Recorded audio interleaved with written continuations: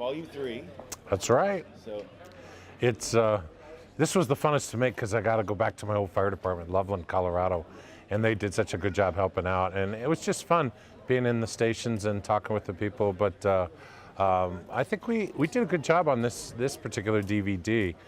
The thing that we did different on this one is we're doing rapid street read guides, like rapid recognition. We give you just a short little clip. You get to look at it and see if you know what it's trying to tell you, and then obviously we'll tell you if you're right or wrong. But that's kind of fun. So we did not only that, but we also did scenarios, which everybody asks for. So it's kind of a neat little follow-up, just maybe a little different spin. But now it doesn't replace the other two in the series, because the first DVD is still The Art of Reading Smoke. And that's where you're going to learn the basics of volume, velocity, density, and color. The second one is just pure practice, just scenario after scenario.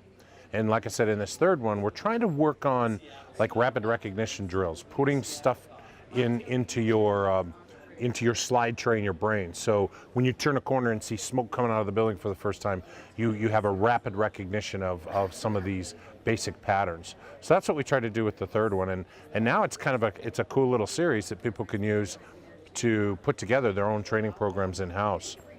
It gives you the visual punch to go with your classroom stuff. So it's now a great little package, and I'm excited, just amazingly excited about it, and I think you're going to like it too.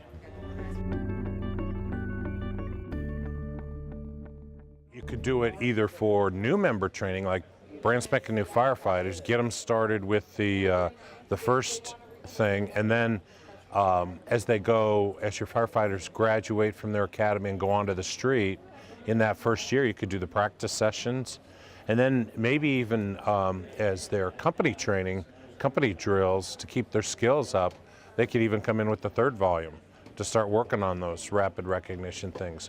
So it can be used in that format, or it can be used as part of, let's say, an intense fire officer academy. You know, and on the day that they learn about fire behavior and predicting hostile fire events and stuff like that, you got 3 DVDs that can provide visual punch to help them build their skills. So it can be used in a host of different applications, or simply, I think the way we try to write it and produce it is, if you just have an afternoon off sitting at the fire station on a bad weather day, you could just pop one into the DVD and just have a little get together with your crew and talk through some examples. So it's pretty flexible and usable.